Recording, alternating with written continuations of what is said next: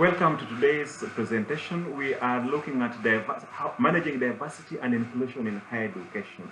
And in this particular module, we want to look at how to identify and discuss the various forms that diversity takes in today's higher education setting. We also would wish to explore the diversity of our student groups in our universities, and of course, identify the different needs, qualities, and strengths that are inherent in a diverse group. We can go ahead and look and recognize and build upon the strengths which a diverse student cohort brings to our classroom settings. And finally, we may go ahead and develop strategies that can help us maximize opportunities for students from diverse backgrounds. So diversity, by definition, in its simplest of terms, refers to ways in which we are similar or different from each other. And I think the best would be for us to focus on how similar we are rather than how different we are, so as to maximize on the benefits of diversity.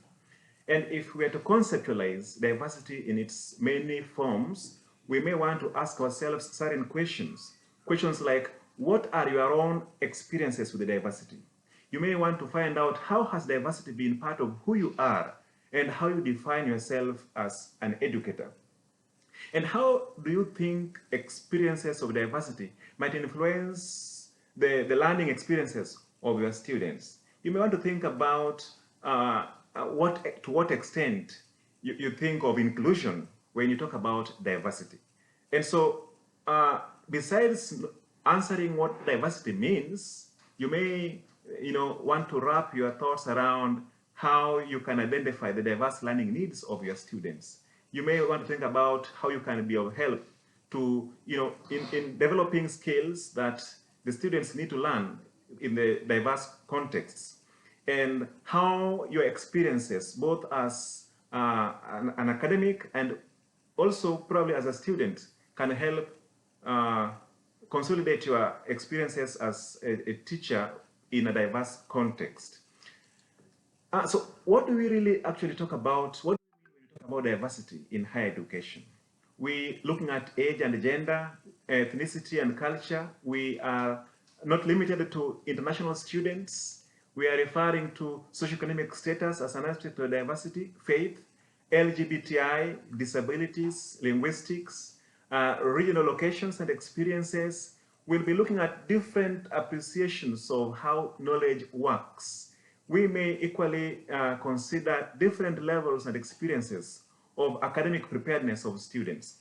There are other factors like, varying academic backgrounds.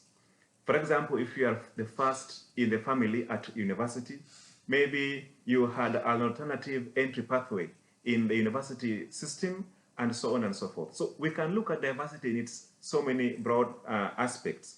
But talking of diversity in our context, I think we may have to think about ways of managing diversity. One would be to build a culture of respecting diversity in an organization and make it everyone's business, okay? So make managers accountable for diversity and make it part of their job description. It will be very imperative that diversity training programs are encouraged, rewarded, and made these trainings made compulsory for all of us. Again, we may also think about putting in place affirmative actions, affirmative action programs that will help us, that are designed to recruit, retain, and promote employees who belong to protected class or classes. We may really need to think about introducing certain elements that will help promote diversity. For example, acknowledgements. Have you ever thought about acknowledging a country or a region in your class? Okay? If not, will you consider doing this? And under what circumstance? For example, if you are having a class and it falls on a day, a national Independence Day, for example, of one student in your class, you may ask the student to talk about their nationality and their country and the essence of that celebration they're having for that particular day. Okay, in the South Pacific, in Australia, New Zealand, and I think even in Papua New Guinea here, we tend to pay homage and recognize the people among whom we live and work. For example, I will start my presentation by saying that I recognize the Ahi people on whose land we live and work, and I respect their leaders past, emerging, and present. Of course, this will help to, you know, consolidate our appreciation of diversity in our context here. But talking of students' diversity as they enter into university, as they transit, we should never underestimate the link between quality and diversity. Okay, so how can institutions help students shift from the margins to the mainstream as they transit into university setting? What are some of the strategies that we can utilize? Of course, as students join mainstream university from high school, their journey tends to be kind of a transition. As they move through the university, it's more of a hero's journey full of undulations, ups and downs, and ultimately they come out successful. But it's imperative that we think about how to support them and scaffold them throughout their academic journey in the university.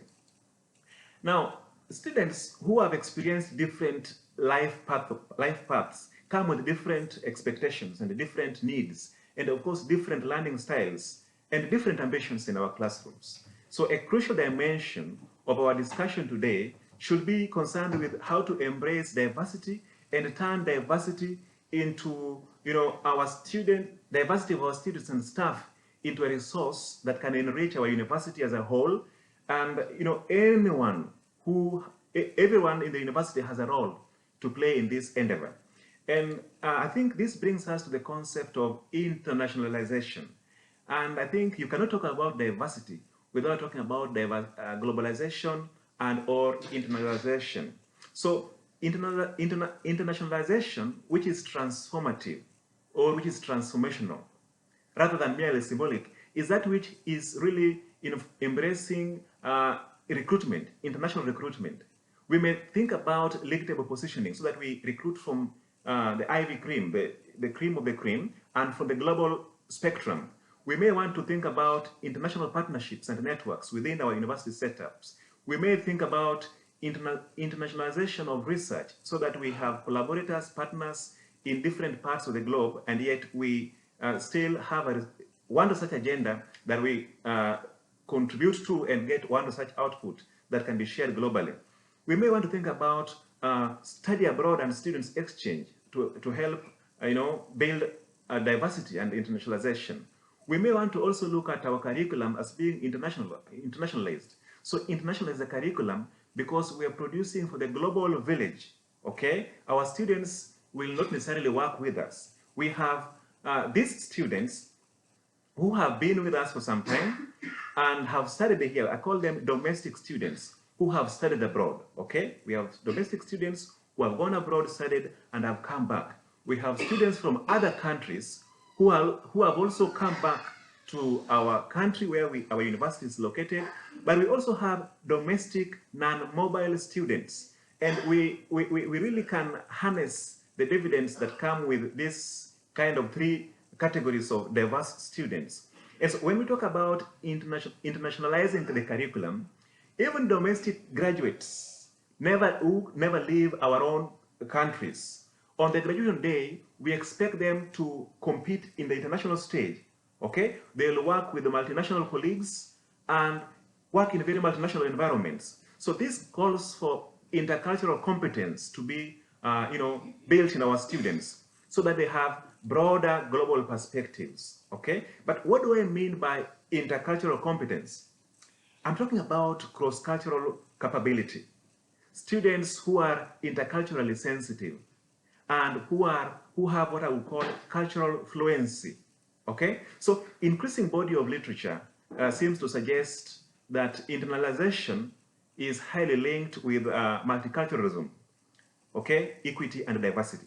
So when you really internationalize your curriculum and your students, you promote diversity inadvertently, okay? So even at management level, universities should strive to help employees build cultural intelligence, cultural sensitivity, and an understanding of diversity. Okay, so we should avoid ethnocentrism, the belief that our own culture is superior than other cultures. Of course, this really harms diversity when we talk about appreciating and embracing diversity.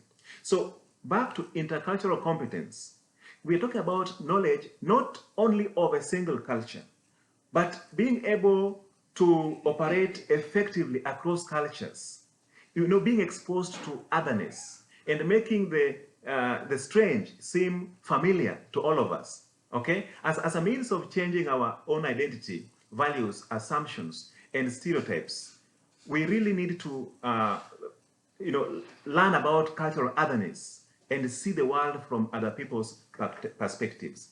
At times, I am persuaded to think that we should be surprised when people behave the way we expect them to behave, because we are very different.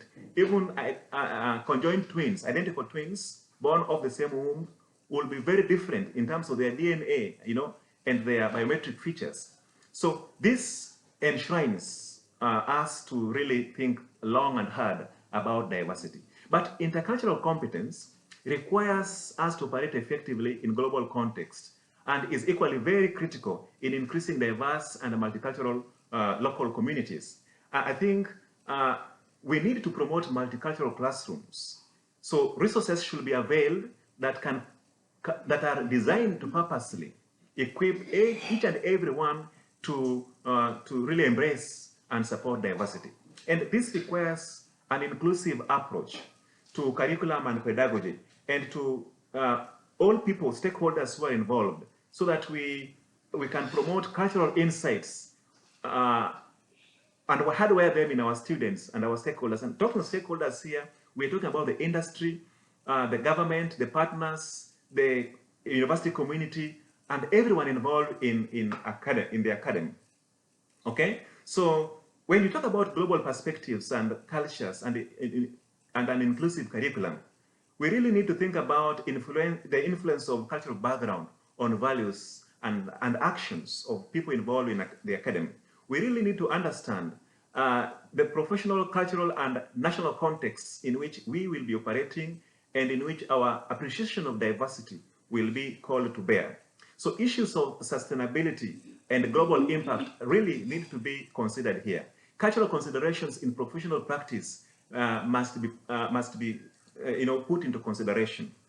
And talking of this, internationalization and employability, employers seem to be looking for graduates with first-hand experience of living and working among many other cultures. Okay, I read of a study from UK where the recruiting agencies were suggesting that employees who are knowledgeable and aware of the wider world are more likely to be hired, than those who have higher, first-class degrees or first-class honors degrees, for example.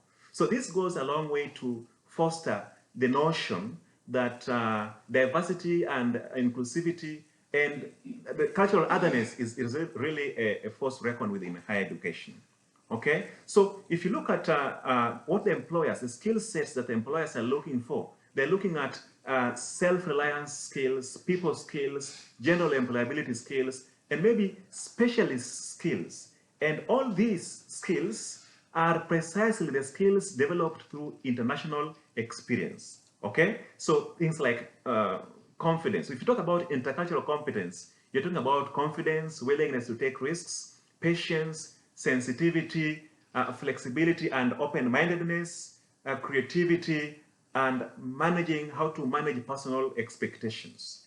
Looking at employability skills, you'll be looking at things like teamwork and leadership, organizational skills and project management, networking, problem solving, interpersonal skills, and all these still point towards internationalization and diversity. And so if we view internationalization and diversity as a dimension of a critical dimension of higher education, it is then very clear that domestic environments could even play an equivalent role in offering opportunities, amazing opportunities for experiential learning in an intercultural context for our students. So taking people beyond their comfort zones and creating disorienting dilemmas for them by engaging in cultural otherness will really help foster diversity that we're talking about here. As I conclude this talk today, I want us to reflect on how we can offer intercultural experiences for non-mobile students. And by asking ourselves, how do we encourage domestic international students to interact within and beyond the university curriculum, okay? The curriculum that we're offering locally. How can we ensure that there is engagement with local multicultural society so that we ask ourselves to make the most of their contacts? Contacts being those who have studied abroad and are here, and those who have come from abroad and are here, both staff and students. Are we using what students returning from overseas have learned and, can offer to others? Finally, in supporting students to navigate their pathways across diversity, I read a comment from De Fazio in his book, 2015 book, I think, yes. And so he said something like, inclusive teaching does not mean that an academic must necessarily know everything about every religion, illness, cultural groups, and cultures. It simply implies a willingness by an academic to ask students difficult questions, to engage in very difficult conversations, and make appropriate adjustments and changes that will really help students get prepared to understand and seek information that will help make their campus life beautiful, more encompassing, more empathetic, and will really prepare them for the global world of work that is really diverse. Concluding with Jack Ma's quote, Jack Ma did mention that no matter how smart you are, if you do not know how to work with other people, your dreams will just be dreams. Thank you, and I hope this session has been helpful to you. See you in the subsequent sessions.